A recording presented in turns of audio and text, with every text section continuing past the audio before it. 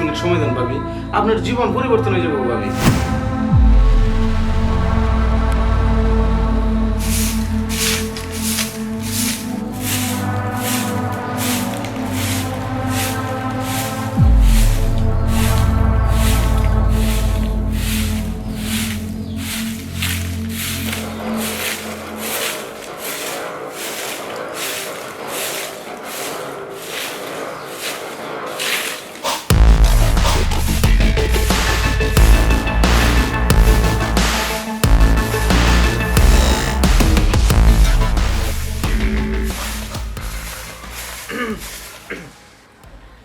ভাবি কেমন আছে?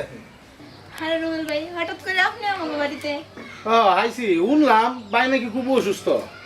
তো এখন আমি যদি ভালো পরামর্শ দিই তাহলে তো আমার কথাটা খারাপ মনে করবা, ভালো মনে করতে না। না বলেন, কি বলবেন? আমি বলতে চাই এই যে ভাই এত অসুস্থ, দিন আনেন দিন কার, একদিন ওষুধ আনলে আরেকদিন আনতে পারে না, আপনিও দিয়ে খুব কষ্ট করুন। এখন যদি একটা পরামর্শ দেই, যদি রাহেন তাইলে মনে করেন আমি কইতে পারি, আর যদি পরামর্শটা খারাপ মনে হয় তাইলে আমার কয়ে দিবেন, আমি জানবো। না বলেন, সমস্যা নেই। পরামর্শ দিতেছে ভাবি, আপনি যদি বিদেশ যান গা তাহলে মনে করেন মাসে 50 থেকে 60 হাজার টাকা রুজি করতে পারবেন, ইনকাম করতে পারবেন। কি কইতেছেন এগুলো? ভালো কথা কইতেছি ভাবি, ভাই অসুস্থ, এরপর একটা ভালো মন্দ খাওয়ার আছে না, রুগীলা মানুষ কোন দিন জায়গা মইরা, যদি আপনি চিকিৎসা না করতে পারেন, আপনার স্বামী যদি ঘরে না থাকে, আপনি এত কষ্ট করে কি দরকার?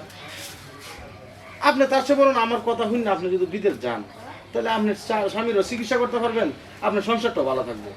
রুবেল ভাই, বিদেশ যে যামো এত টেহাই পামু কই? আমরা গরিব মানুষ, আর আপনার ভাই তো আমারে কোনোদিন বিদেশ যাইবার লাগে অনুমতি দিব না।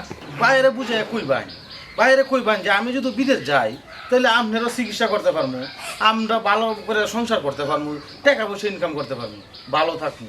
বাইরে বুঝে কইবান। আর যে বলতেছেন টাকা পয়সা ইত্যাদি নিয়ে কোনো চিন্তা করবেন না ভাবি, আপনার কষ্ট বাইরের কষ্ট দেখে আমার আর সহ্য হইতেছে না ভাবি, বুঝছেন? টাকা পয়সা যা লাগে সম্পূর্ণ আমি দেখবো, কোনো চিন্তা নাই। কি কইতেছেন ভাই? টাকা পয়সা সব আপনি দিবেন? হ্যাঁ, যত টাকা লাগে আমি দিব, বিদেশ যাইতে তোমার ফাস্টফুড টাস্টফুড করতে যত টাকা লাগে সব আমি দেখবো।